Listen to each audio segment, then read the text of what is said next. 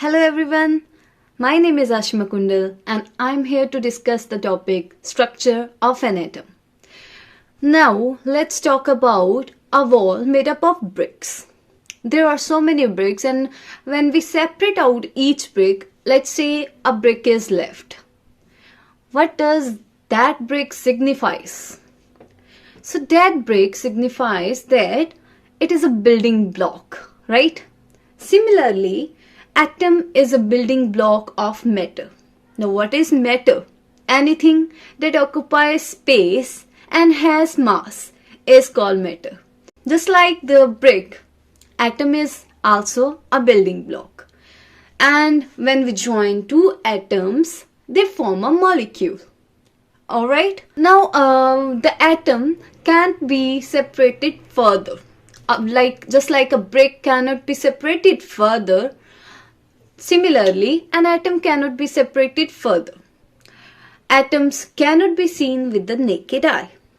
But many scientists have studied that atom is circular or spherical in shape. In this chapter, we will study about atom and its structure. Modern atomic theory. All matter is composed of atoms. For example, this chair, this box, these are all made up of atoms.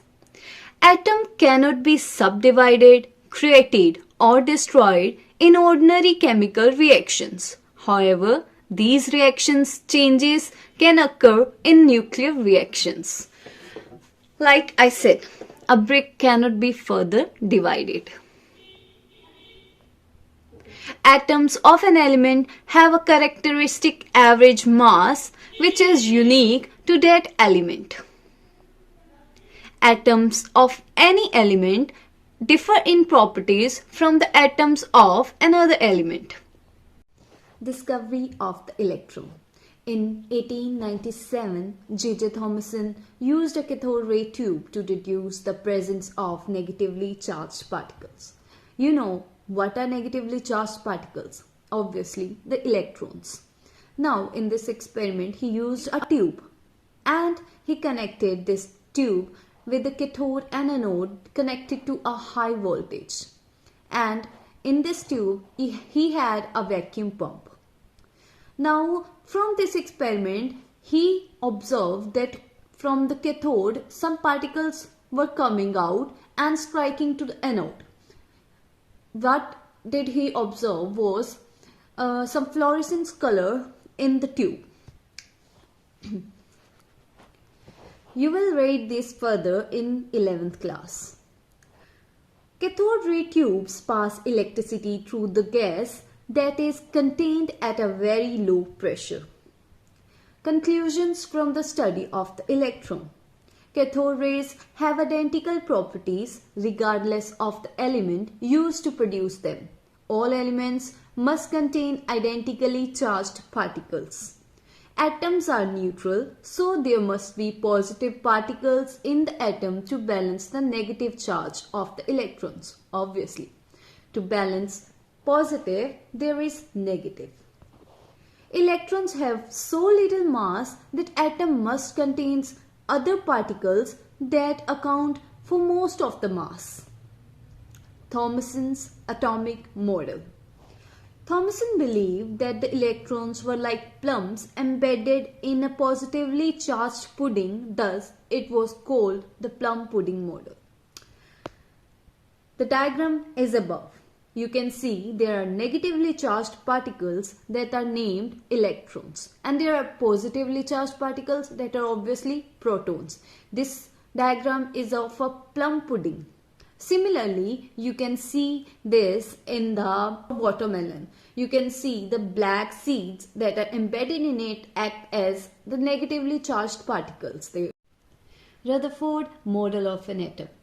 Ernest Rutherford was very interested in knowing how the electrons are embedded within an atom, and for this he designed an experiment. In this experiment, the fast moving alpha particles were made to fall on a thin gold foil. Now, why did he selected a thin gold foil? He selected a gold foil because he wanted very thin layer.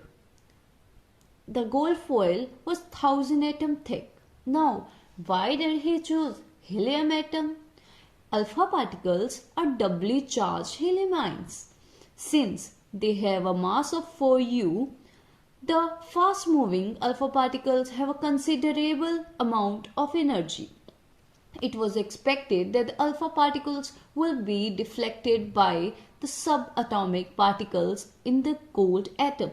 Since the alpha particles were much heavier than the protons, he did not expect it to see the large deflections. But the alpha particles experiment gave totally unexpected results.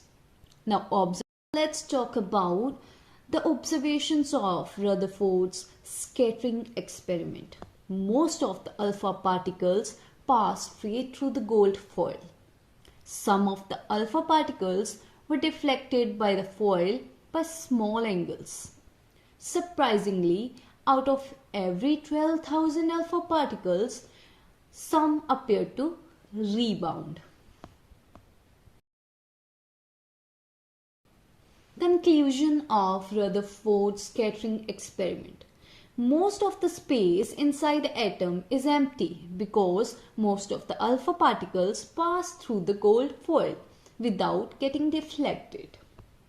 Very few particles were deflected from their path, indicating that the positive charge of the atom occupies very little space.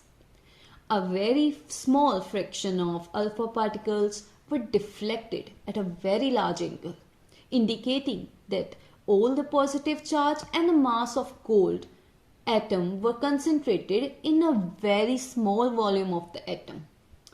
From the data, he calculated that the radius of the nucleus is about 10 raised to power 5 times less than the radius of the atom. Thank you so much for listening so patiently.